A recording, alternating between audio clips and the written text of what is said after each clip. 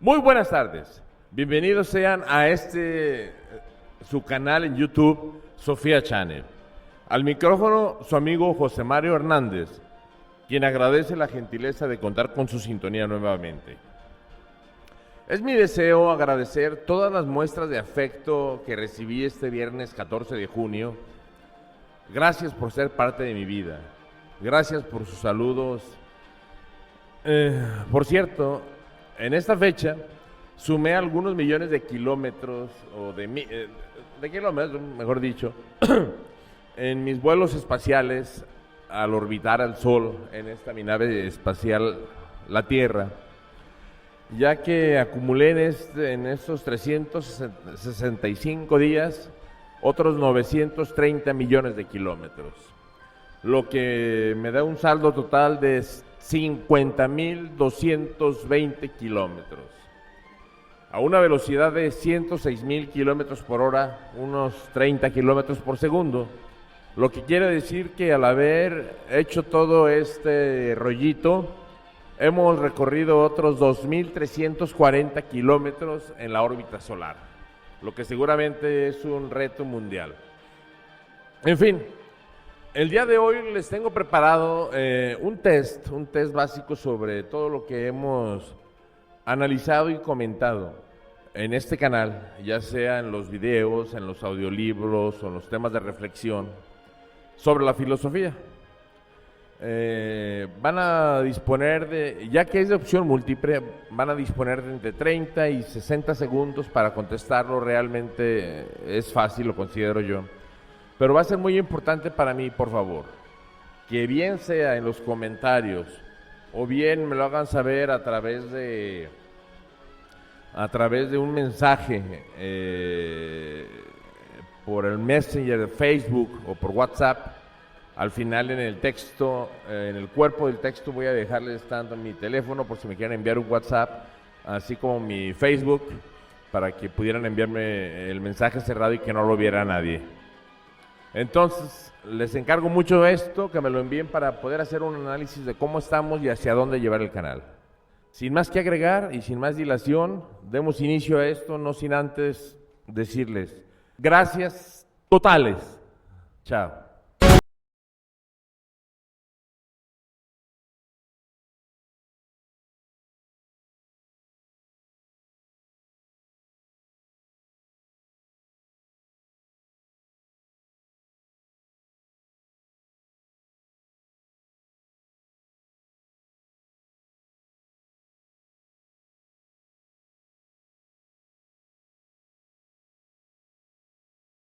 ¿Cuánto sabes de filosofía?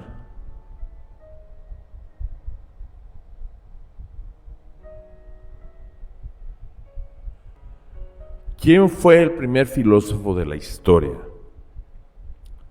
¿Sócrates, Platón o Tales de Mileto?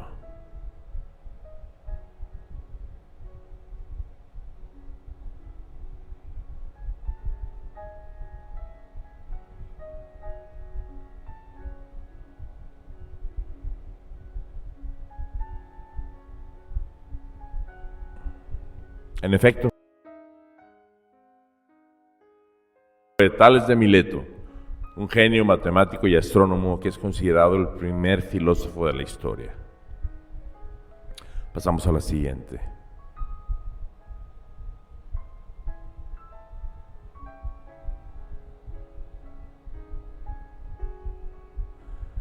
¿Qué significa filosofía? Gusto por la erudición, amor por el conocimiento o amor por la sabiduría.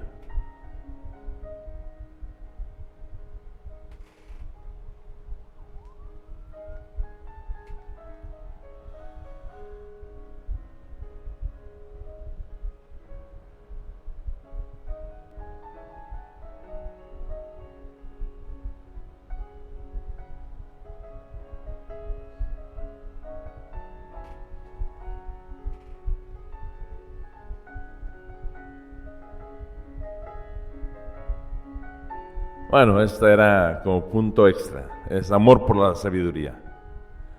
Y es la manera como se escribe en griego. Vamos al 3.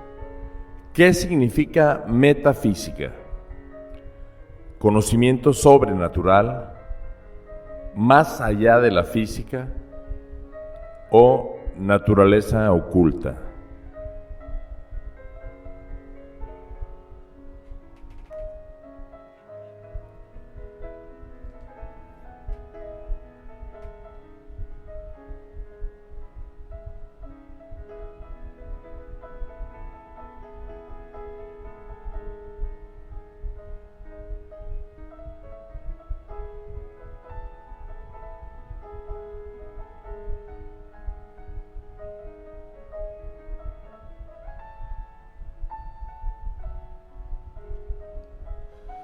Significa más allá de la física. De hecho, existe una anécdota. Cuentan que cuando Aristóteles estaba ordenando toda su obra, comenzó a ordenarlos por grupos o por géneros. No sé, comenzando tal vez por estética, retórica, política, ética, democracia. Y de pronto había un texto que no encontraban cómo ponerlo. Y uno de sus ayudantes le pregunta, ¿en dónde pongo este libro? Y le responde Aristóteles, metafísica, que quiere decir más allá de la física, o sea, un espacio después del orden que él tenía para todos los libros de física. La 4. ¿Quién fue condenado a muerte bebiendo cicuta? ¿Aristóteles, Diógenes o Sócrates?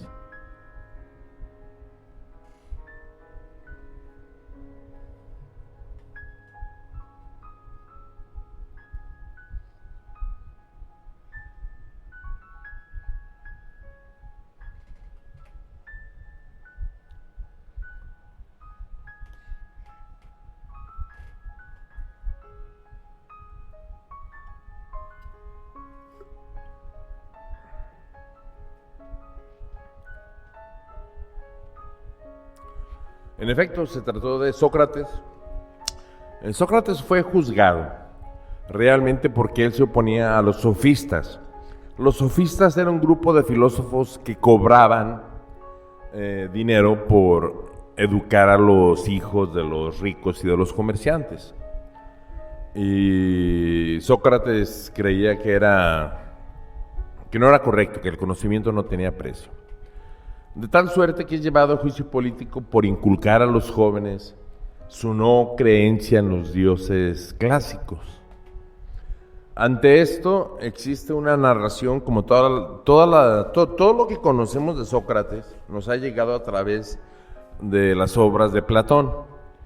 Y en el banquete, Platón, en el Fredo, precisamente, del banquete, es donde se describe la apología o la defensa de Sócrates, en la cual Sócrates se defiende a sí mismo. Y se defiende de manera tan excepcional que en primera instancia todos los testigos iban a juzgarlo inocente. Sin embargo, al final de su retórica, hace una expresión que dice, no solamente yo debería estar sentado aquí, deberían prepararme un gran banquete y unos Juegos Olímpicos en mi honor, ya que soy superior a todos estos y mi gran sapiencia no merece este maltrato. Ante esa expresión, le condenan unánimemente a la muerte bebiendo cicuta. Vamos al 5. ¿A cuál doctrina filosófica pertenecía Platón? ¿Al pragmatismo, a la metafísica o a la idealista?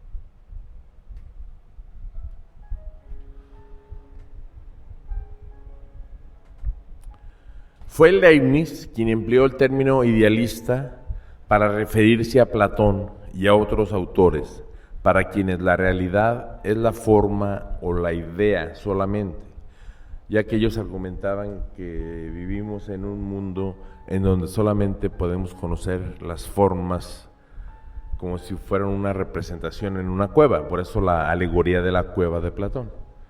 Y que después de este mundo virtual, existía un mundo de las ideas, o el mundo real, donde las ideas cobraban vida, y era lo que en realidad nosotros veíamos como sombras.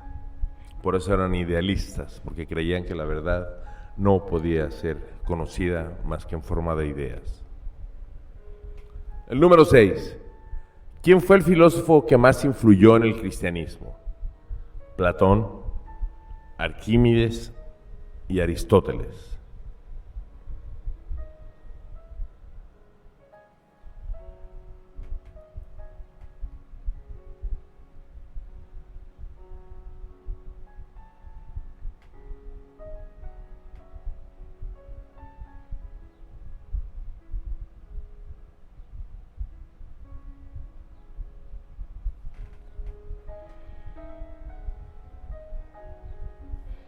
De hecho, el filósofo cuya influencia es bastante apreciable dentro del cristianismo, ya que como todos ustedes saben, después de la muerte de Cristo solamente quedan los apóstoles, es lo que cuenta la mitología hebraica o cristiano-hebraica.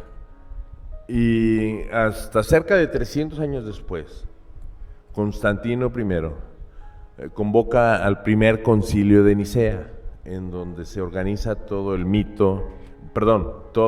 rito, que de alguna manera también se le da cuerpo al mito, ya que se seleccionan los libros que van a ser los libros sagrados que van a integrar lo que es el Nuevo Testamento. Es por lo que existen los testamentos apócrifos, ya que esos testamentos fueron desdeñados porque hacían ver a Cristo de dos maneras, o muy terrenal o bastante divino, casi como un mago. Y Platón llega al cristianismo a través de otro filósofo católico, cristiano, que es considerado santo, que es San Agustín de Hipona, ya que prácticamente toda la obra de Platón, San Agustín de Hipona la incorpora como si fuese suya y después impregna al cristianismo de ella. Y en segundo lugar fue Aristóteles, pero Aristóteles impregnó a Santo Tomás de Aquino para que él hiciera lo mismo, y también muchas partes del conocimiento o de los dispositivos filosóficos de Aristóteles están inmersos en el cristianismo por Tomás de Aquino. La número 7. ¿Quién fue tutor o maestro de Alejandro Magno?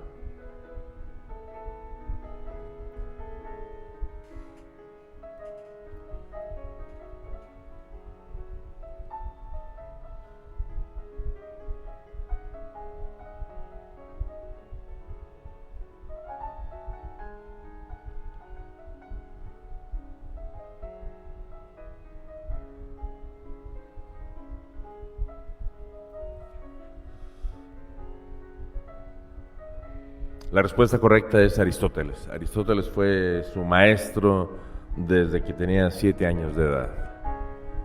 La número 8. ¿A quién pertenece el siguiente aforismo?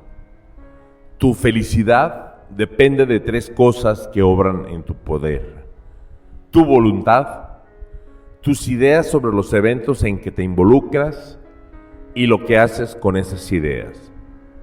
Diógenes, Immanuel Kant o Epícteto.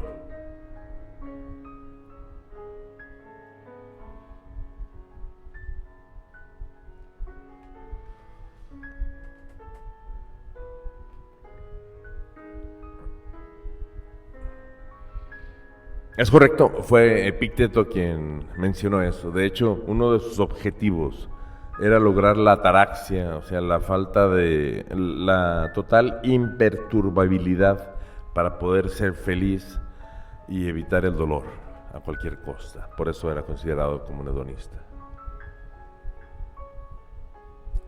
9. ¿Quién citó el siguiente aforismo? En latín, sapere aude. Immanuel Kant, René Descartes o Santo Tomás de Aquino.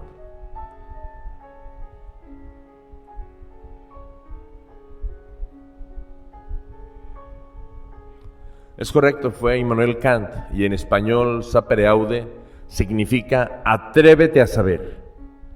O sea, es la frase base en la que se fundamentó todo el movimiento de la Ilustración o el ilustracionismo. La 10. ¿Quién fue llamado el emperador filósofo? ¿Julio César, Nerón o Marco Aurelio?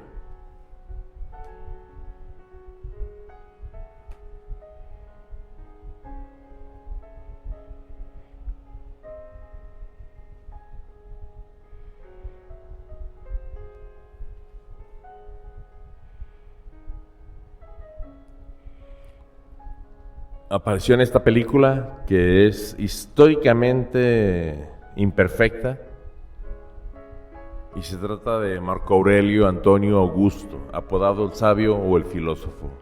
Este fue emperador del Imperio Romano desde el año 161 hasta el año de su muerte en el 180. Fue el último de los llamados 5 buenos emperadores y el tercero de los emperadores de origen hispano. Y está considerado como una de las figuras más representativas de la filosofía estoica. Marco Aurelio y Lucio Vero fueron hijos adoptivos de Antonio Pío, por mandato de Adriano, y los dos primeros que imperaron conjuntamente en la historia de Roma. ¿Quién creó el escepticismo? Es la número 11. ¿Empédocles, Arthur Schopenhauer o Pirrón de Elis?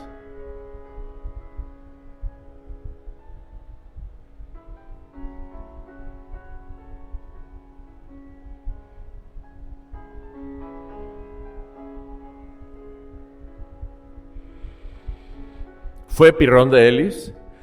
Pirrón de Elis acompañó a Alejandro Magno por todo su periplo, por todo su viaje hasta la India. Este fue un filósofo griego fundador del escepticismo. El escepticismo es aquella hipótesis o aquella teoría filosófica que afirma que no podemos saber nada de las cosas y por ende lo mejor es abstenerse de formular todo juicio acerca de las mismas. El valor moral de semejante abstención estriba en alcanzar el sosiego del alma. La doctrina de Pirrón influyó sobre la Academia Nueva y sobre el escepticismo romano. La número 12. ¿Cuál filósofo fue tan obeso que tuvieron que recortar la mesa del comedor y de su escritorio para que alcanzara los objetos? ¿Platón, Tomás de Aquino o Zenón?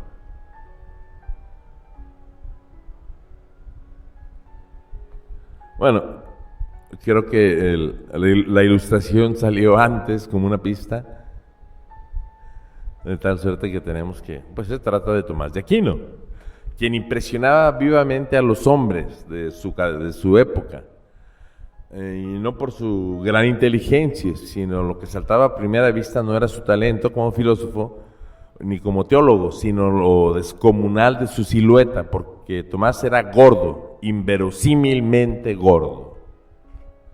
Tan grande y tan gordo que fue que un día hubo que recortar su mesa de trabajo para que pudiera encajar el abdomen sin violencia. Y no solo eso, también hubo que reformar el comedor y la capilla del monasterio donde vivía, en un intento desesperado por asegurar la comodidad propia del santo redondo Tomás de Aquino. 13. ¿Quién citó? En la escuela de la vida, lo que no me mata, me fortalece. Arthur Schopenhauer, Martin Heidegger o Friedrich Nietzsche. Por cierto, los tres son alemanes.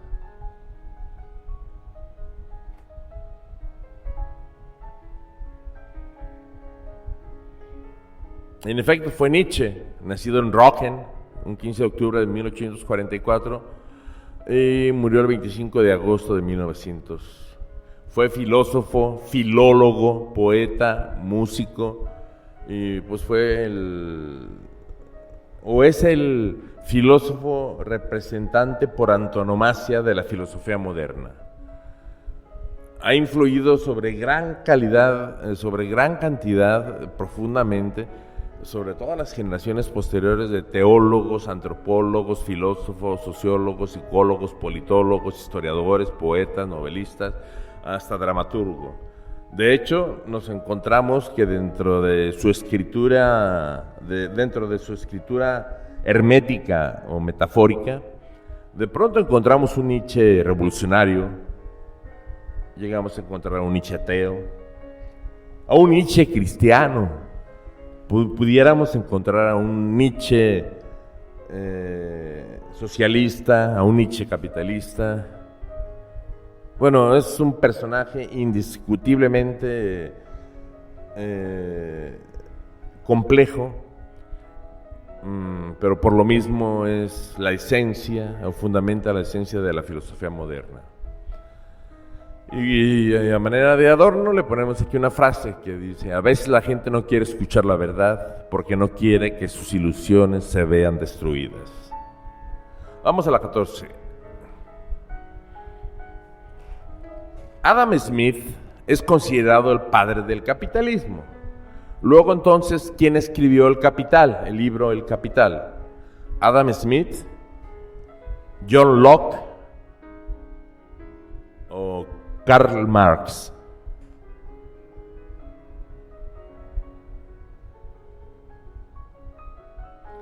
La respuesta es Karl Heinrich Marx. Karl fue un filósofo, economista, sociólogo, periodista, intelectual y militante comunista prusiano de origen judío. Su vasta e influyente obra abarca diferentes campos del pensamiento en la filosofía, la historia, la ciencia política, la sociología y la economía. Aunque no limitó el trabajo solamente a la investigación, pues además incursionó en la práctica del periodismo y la política, proponiendo siempre en su pensamiento una unión entre teoría y práctica. Junto a Friedrich Engels, es el padre del socialismo científico, del comunismo moderno, del marxismo y del materialismo histórico. Una de las frases más célebres de Marx, aparte de que la religión es el opio de los pueblos, es aquella que dice que a través del tiempo, a través de la historia, los filósofos se han contemplado a narrar los hechos, pero nunca han militado y nunca han formado parte de un cambio en la sociedad. Una frase totalmente desgarradora por su crudeza y certeza. El 15. El nombre del filósofo argelino francés que fue laureado con el Premio Nobel de Literatura y escribió, entre otras muchas obras, El extranjero, La náusea y El mito de Sísifo. Michel Foucault, Jean-Paul Sartre o Albert Camus.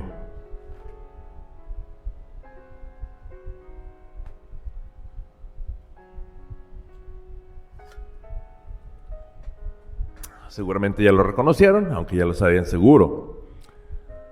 En efecto, se trata de Albert Camus, quien nació en una colonia francesa de Argelia y después se muda a París y vive en Francia. Fue laureado con el Premio Nobel un 4 de enero de 1960. No, perdón, en 1957. Albert Camus es el padre de una corriente filosófica moderna llamada el absurdismo o la filosofía del absurdo, y para eso utilizaba a manera de metáfora el mito de Sísifo, del cual, pueden encontrar tanto el video de Albert Camus como el audiolibro del mito de Sísifo. para entenderlo fácilmente, pero tiene que ver con un castigo de la mitología griega que le aplican a un gigante que era un bromista y al que Zeus deja ciego y que durante el día tenía que cargar, cuesta arriba de una gran montaña una roca enorme, con la maldición que en cuanto la roca llegaba a la cúspide, se despeñaba nuevamente y se iba rodando hasta los campos. Y el pobre de Sísifo tenía que irla buscando a tientas porque estaba ciego. Ya que la encontraba, volvía nuevamente rodando hasta alcanzar la cúspide del monte y el día siguiente volvía a caer la roca, lo cual es un símil bastante parecido a lo que sucede con nuestras vidas, con ese eterno hábito de despertador, despertar, bañar, afeitarse, vestirte, desayunar, trabajar, comer, trabajar, cenar, los niños, la tele. Por eso es. Vámonos al número, creo que es el 16. Sí. ¿En qué consiste el estoicismo? Se basa en el dominio y control de los hechos, cosas y pasiones que perturban la vida, valiéndose de la valentía y la razón del carácter personal. B. Es aquella doctrina ética que identifica el bien con el placer, especialmente con el placer sensorial e inmediato. Y C. Es un ejercicio y práctica de un estilo de vida austero y de renuncia a placeres materiales, con el fin de adquirir unos hábitos que conduzcan a la perfección moral y espiritual.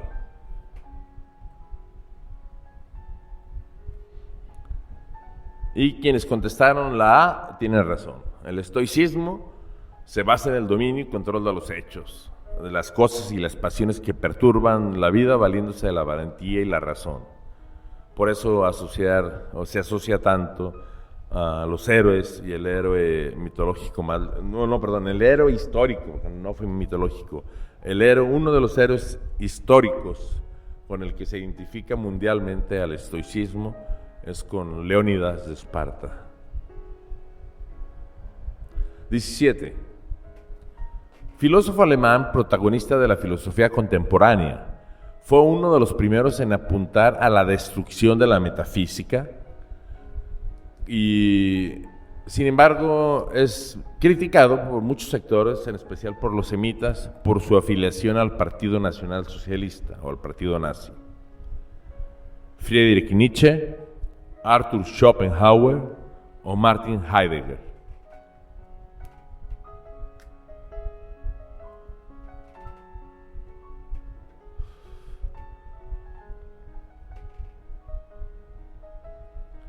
Quienes eligieron a Martin Heidegger tienen toda la razón. Tras sus inicios en la teología católica, desarrolló una filosofía que influyó en campos tan diversos como la teoría literaria, social y política, el arte y la estética, la arquitectura, la antropología cultural, el diseño, el ecologismo, el psicoanálisis y la psicoterapia. Es un filósofo eminente, aunque tan complejo que es de los pocos filósofos a los cuales no se le debe leer directamente uno nomás porque se atreva a leer a Heidegger. La mejor manera de leer a Heidegger siempre es contar con una introducción o con una guía de otro filósofo, o sea, con el libro de otro filósofo para poder guiarnos dentro del universo heideggeriano. Y curioso pues que sea tan criticado, no obstante toda su gran influencia sobre los filósofos, incluso sobre los aún vivos, y que en cambio otros personajes que no han aportado nada a la humanidad, ya que solamente se han enriquecido, por ejemplo el caso de Hugo Boss, no se ha criticado por nada, no obstante que era un nazi de hueso colorado. Vamos a la 18, y quitamos la política. ¿Qué son o qué significa alienación y la enajenación? El concepto de alienación o enajenación aquí descrito es falso o correcto. El término enajenación expresa el hecho o supuesto hecho de que alguien puede estar en lugar de en sí mismo, o sea, que en lugar que sea él, se encuentra en alguna realidad ajena a él, o sea, se encuentra pensando que está en otra realidad, en un paraíso. De esa manera se entiende que la persona está enajenada. Se trata, por tanto, de una traducción literal de varios términos de otros idiomas que expresan el concepto de hallarse en una realidad ajena. Hay que decir que en el campo filosófico se ha utilizado con frecuencia otros términos, como es el caso de alienación o de la expresión estar alienado, ya que tiene su lógica si tenemos en cuenta la etimología de la palabra. El vocablo alius, que significa otro o diferente, por lo tanto, en origen, estar o hallarse alienado es estar o hallarse en otro, entendiendo por este otro algo ajeno. Entonces fue correcta. Vamos a la 19. ¿Qué quiso expresar Nietzsche con el silogismo Dios ha muerto? ¿Que Dios no existe ni ha existido jamás? ¿Que matamos a Dios hecho hombre como Jesucristo? ¿O que la sociedad moderna ha perdido los valores éticos y morales? Además, han cambiado el culto a Dios en un culto a la ciencia, la tecnología o el arte. En efecto, quienes dijeron Nietzsche, es correcto que Nietzsche quiso decir que la sociedad moderna ha perdido los valores éticos. Él anunció esto, o sea, la actual época que estamos viviendo, él anunció desde 1838. Perdón, sí, 1838, desde el siglo XIX, sin que le prestaran mucha atención, o nada de atención, ya que todos pretendían encontrar solamente un mensaje en contra del cristianismo. El número 20, ¿qué significa la palabra cínico? Sarcástico, sinvergüenza o perro.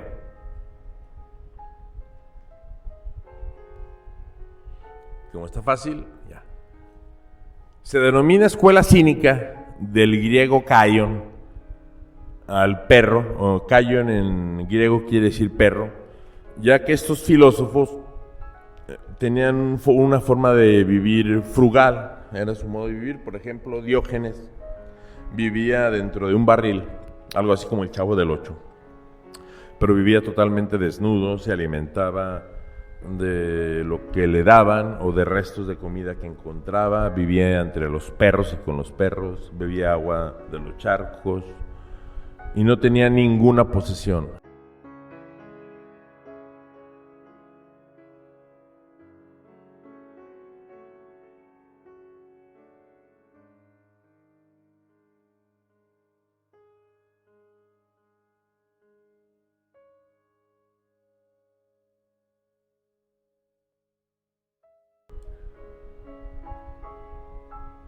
Diógenes se encontraba bebiendo agua de un abrevadero de los que tanto hay en Atenas todavía como vestigios.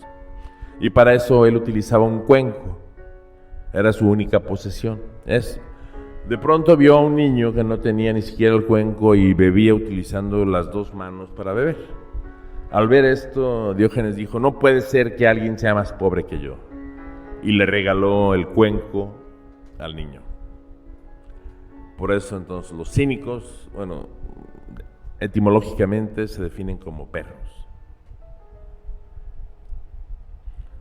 ¿Quién acuñó el término psicopoder? Este es de los recientes. Jean-Paul Sartre, Byung-Chul Han o Michel Foucault.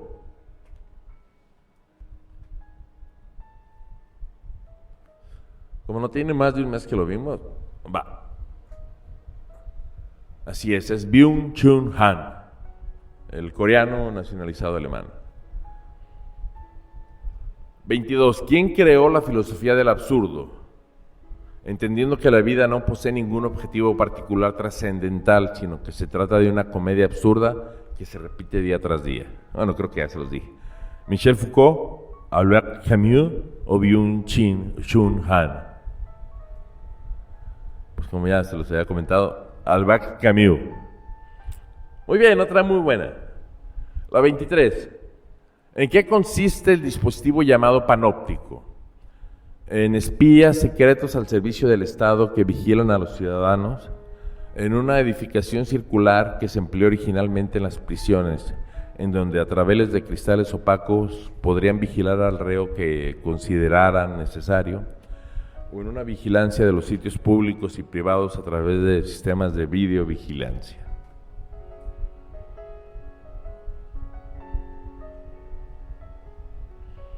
Ahí tendríamos un panóptico, que es el que se encuentra al frente de las celdas. Y la respuesta es la B. Fue Michel Foucault, que era una de las formas como el hombre manifiesta el poder, el biopoder, el poder sobre lo vivo. La 24. ¿Cuál filósofo inventó el mito de la Atlántida? Y otros mitos como el del alma y Dios y esas cosas. Bueno, uno de los dioses. Anaxímenes, Marco Aurelio o Platón. Como está muy fácil hasta por descarte, no ocupamos tanto tiempo para saber qué es Platón.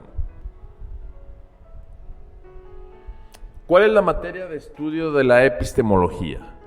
La epistemología, del griego episteme, conocimiento, y logos, estudio, es la rama de la filosofía que estudia el conocimiento. Igual, la epistemología del griego episteme, que significa ente o ser, y logos, que es estudio, es la rama de la filosofía que estudia el ser. O la epistemología del griego episteme, que es divinidad, y logos, estudio, es la rama de la filosofía que estudia la divinidad, los dioses en las religiones.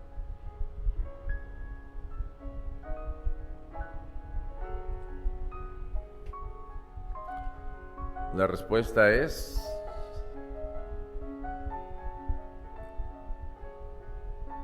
la primera, ya que la epistemología es la rama de la filosofía que estudia la verdad o el conocimiento.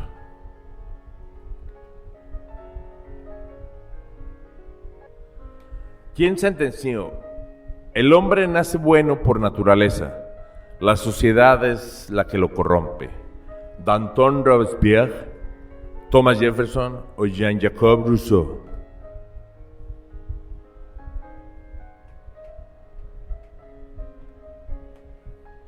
Así es, se trata del suizo Jean-Jacques Rousseau.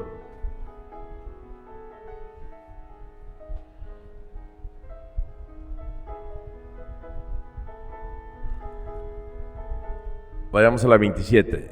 En cambio, ¿quién expresó Homo homini lupus?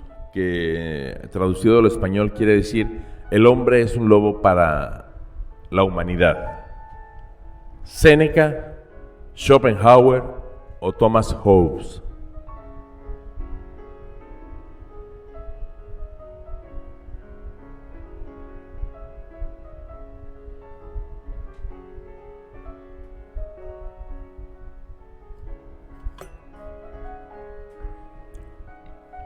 Esta frase fue popularizada por Thomas Hobbes, un filósofo inglés del siglo XVII. 28. Ya casi acabamos. ¿En dónde se encontraba la inscripción griega Gnotis Auton? En español, conócete a ti mismo. ¿En el Partenón, en el oráculo de Delfos o en la biblioteca de Alejandría?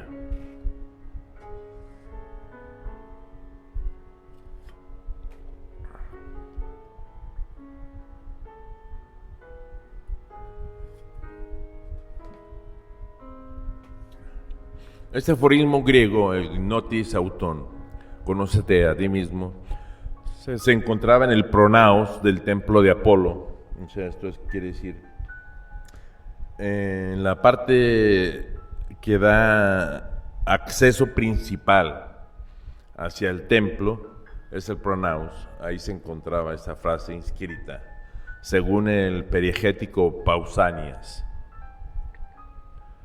La 29. ¿Quiénes descubrieron simultáneamente, simultáneamente? Sir Isaac Newton en Inglaterra y Gottfried Leibniz en Alemania. Las tres leyes del movimiento, la teoría de la gravedad y C, el cálculo infinitesimal.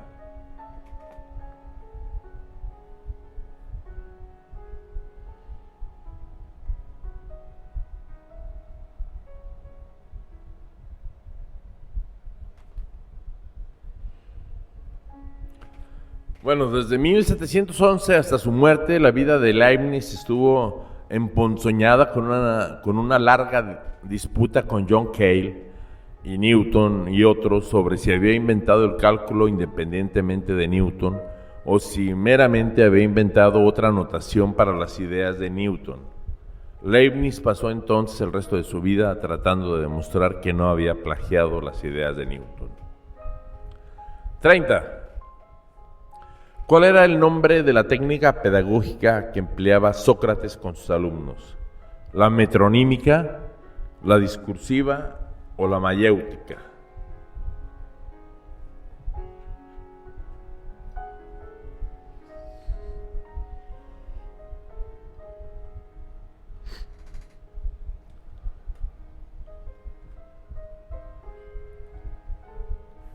La mayéutica, del griego mayéuticos o perito en parto o partera, ya que era el método aplicado por Sócrates a través del cual el maestro hace que el alumno por medio de preguntas hasta que descubra conocimientos. O sea, por ejemplo, no sé si Sócrates encontraba a alguno de los alumnos y le preguntaba: buen día, ciudadano, ¿cómo estás? Y le respondía bien, le decía: ¿qué es el bien para ti? Y se enfrascaba así en una serie de preguntas y respuestas, hasta que llegaban a una conclusión lógica. Sócrates llamó así a su técnica en honor a su madre, ya que ella era una mayéutica, era una partera. La 31. ¿Es esta la paradoja de Epicuro?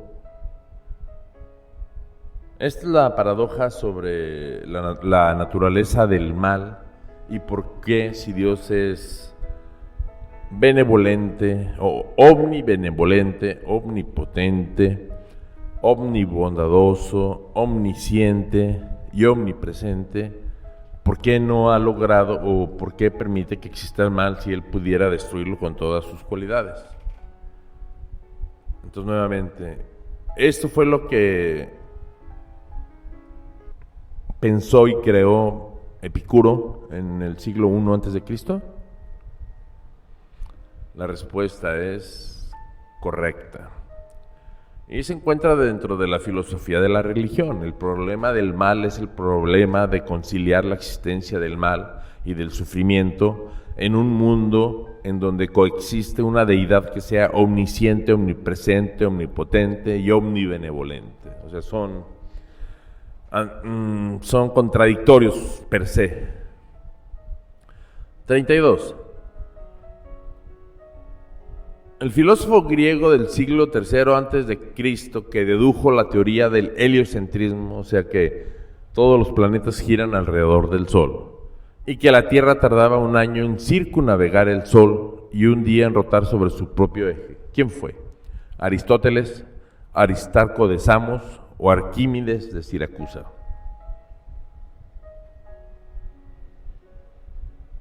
Por mencionarlo, fue parte de la información que fue descubierta hasta después del Renacimiento. Por eso en la época de Colón el mundo creía que la Tierra era plana. Como hoy en día algún grupo de estúpidos creen en el terraplanismo. Y la respuesta es... ¡Wow! Se me fue para atrás. Aristarco de Samos. Y no solo se limitó a estos descubrimientos, fue también el primer hombre en calcular el diámetro terrestre solamente con 2 varas. Y erró por menos de un 10%. Y también con solamente 2 varas calculó la distancia de la Tierra a la Luna y de la Tierra al Sol. Un matemático y un hombre brillante, Aristarco de Samos. Proseguimos con la 33, creo. ¿Quién definió el alma en términos de invención y ente imaginario del común de la gente que ayuda a fortalecer las creencias de la existencia de un Dios, o más específicamente, de Dios? ¿Arthur Schopenhauer, Friedrich Nietzsche o Karl Marx? Como es fácil, la podemos ir develando. Obviamente, fue Friedrich Nietzsche. Cuenta algunas de las anécdotas de Alejandro Magno, que cuando Alejandro Magno visitó Atenas, él tenía curiosidad y quería conocer al viejo sabio, a Diógenes. Y entonces pidió que lo llevaran hasta Diógenes. Y una vez estando frente a él, le dice a Alejandro Magno: «Oh Diógenes, pídeme lo que quieras y te será concedido de inmediato». ¿Qué le pidió Diógenes a Alejandro Magno? A. Un banquete público. B. 3 arcones de oro. O C.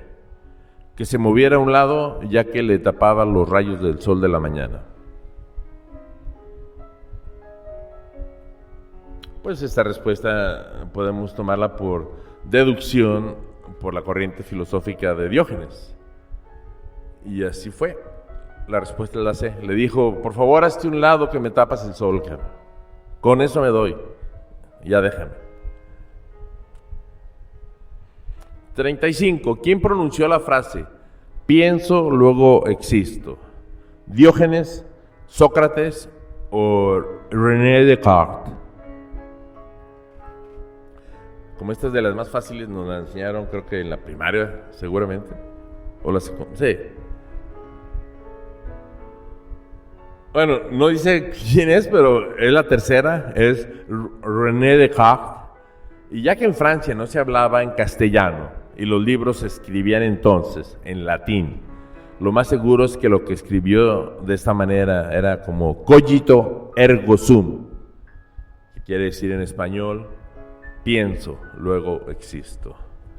La 36. ¿Cuál filósofo citó Homo homini deus?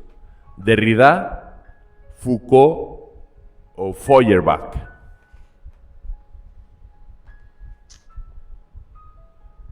De este tengo que reconocerlo, no hemos visto aún todavía a Derrida.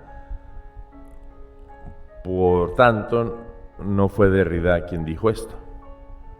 Una vez dicho esto, develamos la incógnita. Y fue Ludwig Feuerbach. Lo dijo y significa en español: el hombre es un dios para la humanidad.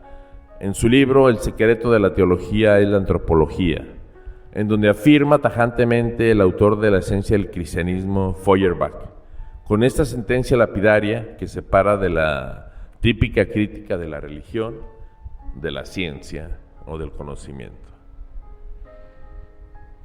Y ya en la recta final, ¿qué significa inmanente? ¿La inmanencia es el cuerpo intrínseco de un cuerpo? B. ¿Es una forma de trascendencia corporal? O C. ¿Se trata de un riesgo o peligro inminente?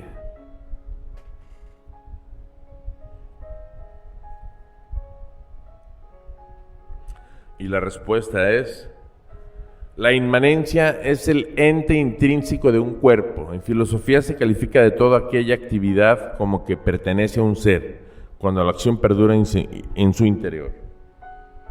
Sí, por ejemplo, no lo sé, hablando filosóficamente, podríamos hablar que el diablo es el mal inmanente, o sea, tiene el mal en sus entrañas, no tiene otra posibilidad ni otra factibilidad. Y vamos a las ya finales, la última. ¿Qué es el devenir? ¿Una forma de intervención? B. El devenir se da cuando se cambia el camino trazado. O C. Llegar a ser es la posibilidad de cambio en algo. Perdón, la respuesta estaba aquí. Un gran error mío, pero en fin. Es la C. El devenir es llegar a ser la posibilidad de cambiar. Por eso el devenir siempre va acompañado de la historia. Y se habla del devenir histórico. O como algo que comenzó como un juguete para un niño terminó siendo una rueda, por poner un ejemplo. La 39. Defina por favor los siguientes términos.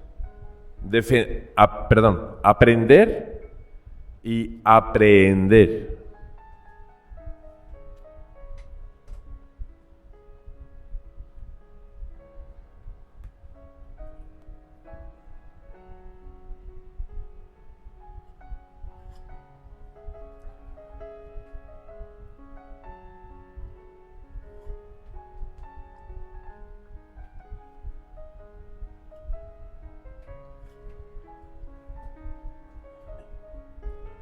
En esencia, ambas acepciones corresponden al hecho de adquirir un nuevo conocimiento. La diferencia está en que el aprender es a través de memorizar y memorizar y memorizar, o sea, puro machetear, tal como nos enseña el sistema educativo mexicano, y por lo que conozco algo de mis viajes, también el latinoamericano. Y aprender se refiere también a adquirir un nuevo conocimiento, pero captándolo con el intelecto, con la mente, con el cerebro o con los sentidos. ¿Vale? Y la última, si no me equivoco, sí. Esta es para que alguien se pueda ir con muchísimo, con un home run y darle vuelta al marcador. Mencione, por favor, entre 5 y 10 doctrinas filosóficas. Las primeras 5 respuestas correctas van a recibir 5 puntos por las 5, o sea, 1 punto por cada una. Por cada una de las adicionales van a recibir 2 puntos, o sea que si contestan las 10 bien conseguirían 5 puntos, 5, 7, 9, 11, 13, hasta 15 puntos pueden ganar. Corre tiempo.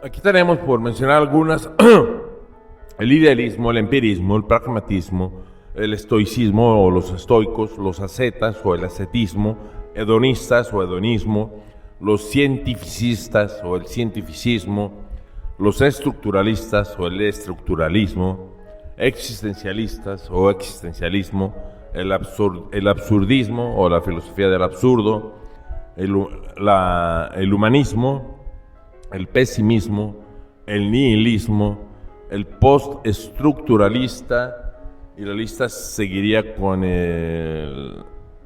A ver, ¿quién me falta?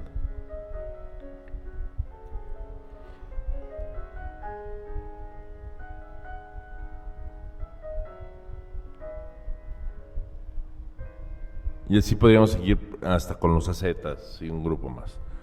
Entonces, muchísimas gracias. Hemos terminado con este cuestionario. Les recuerdo, el cuestionario completo, el que haya contestado todas bien hasta estas, tendrá un valor. Las primeras 39 son de 1 punto, llevamos 39. Más 15 que pueden ganar en esta segunda. 39, estamos hablando de 54 puntos, ¿es correcto? Entonces, de la 1 a la 39, cada respuesta correcta vale 1 punto. y la 40 vale hasta 15. Entonces sí tenemos 54 puntos, es el máximo. Y por favor, insisto en que me lo envíen por cualquier vía que gusten, por favor, pero háganmelo saber. Bueno, nuevamente, mil gracias por su tiempo y su atención y por participar en este test. Les agradezco mucho y les recuerdo, por favor, compártanlo con la mayor parte de la gente que conozcan. Y si aún no se suscriben, por favor, háganlo. No les cuesta mucho y a mí me ayuda mucho. Y por favor, quedamos que como regalo de cumple íbamos a llegar a los 100 suscriptores. Y en lugar de llegar a los 100, ya perdimos uno. Ya nomás tenemos 60. Se los encargo como precumpleaños.